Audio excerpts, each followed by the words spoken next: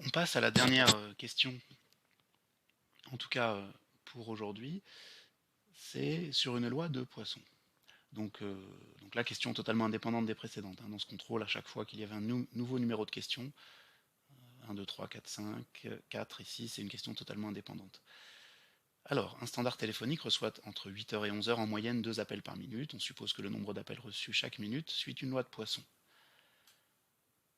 On se remet en tête, la loi de Poisson modélise des phénomènes de file d'attente et une variable de loi de Poisson comptabilise le nombre d'arrivées par unité de temps. Ici, il y a une information inutile, c'est le fait que ça soit entre 8 heures et 11 heures. Bon, c'est peut-être une heure de pointe, une période de pointe. Ce qui nous intéresse finalement, c'est le nombre moyen d'appels par minute. L'unité de temps, c'est la minute. La variable, c'est le nombre d'appels pour une minute. Et son paramètre, donc, c'est lambda égale 2, puisque vous savez que pour une loi de Poisson, le paramètre, c'est son espérance, c'est le nombre moyen d'arrivées par unité de temps à la file d'attente. Ici, espérance de x égale 2, le paramètre petit a de la loi de Poisson qu'on va utiliser, en tout cas pour la partie gauche, pour la première question, déterminer la probabilité pour que pendant une minute donnée, ce standard reçoive. Et bien là, c'est la loi de paramètre 2, Poisson de paramètre 2. Donc j'ai inséré une petite impression écran de la loi de Poisson, la table que vous avez en annexe pour a égale 2. On nous demande la probabilité pour que le standard reçoive en une minute 5 appels exactement, c'est donc la probabilité pour que x égale à 5. Et il suffit d'aller dans la colonne des probabilités, la première colonne, à la ligne correspondant à k égale 5, donc 0, 1, 2, 3, 4, 5, et ça donne 0,03609, 3,6% environ. Ensuite, on nous demande la probabilité pour que ce même standard reçoive en une minute au plus 3 appels. Au plus, cela signifie inférieur ou égal à 3 appels. Donc ici, P de x inférieur ou égal à 3. Donc soit l'on additionne les probabilités pour que x égale à 0, 1, 2, 3, donc les 4 premières valeurs de la colonne de gauche, soit on prend directement la valeur cumulée qui est dans la deuxième colonne. Et donc ça donne, de toute façon, ça donne la même chose, 0,85712 ici, c'est les probas cumulés, c'est les probas d'être inférieur ou égal à k égale à 0, k égale à 1, k égale à 2, k égale à 3. Pour k égale à 3, 85,71%. Alors pour cette première colonne, ici cette première question, il fallait prendre l'initiative de trouver la loi de Poisson qui convenait. On savait que c'était une loi de Poisson, mais avec quels paramètres? Et donc là, il fallait examiner attentivement l'énoncé. On cherche le nombre d'arrivées d'appels par minute, en une minute. Donc c'est en moyenne 2 par minute. Donc l'espérance, c'est 2. Donc le paramètre, c'est 2.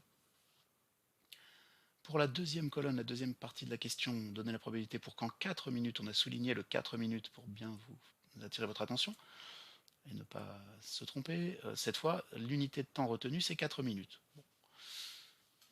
Donc là, il faut simplement raisonner, se dire si en une minute il y a 2 appels en moyenne, et bien en 4, il y en a 4 fois 2, 8 appels.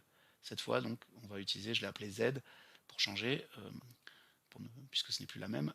Cette fois, c'est une variable qui est le nombre d'appels en 4 minutes, et elle est de loi de Poisson, paramètre 8, puisqu'il y a cette fois 8 appels en moyenne pour 4 minutes. Le lambda, c'est 8. Donc notez petit a ici.